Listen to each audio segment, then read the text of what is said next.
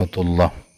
മുത്തുനബി സല്ലല്ലാഹു അലൈഹി വസല്ലമ തങ്ങൾ നമ്മളെ പഠിപ്പിക്കുകയാണ്, ഓ ജനങ്ങളെ, നിങ്ങൾ അള്ളാഹുവിനോട് പശ്ചാത്താപിച്ച് മടങ്ങുക, പാപമോചനത്തിന് പ്രാർത്ഥിക്കുകയും ചെയ്യുക.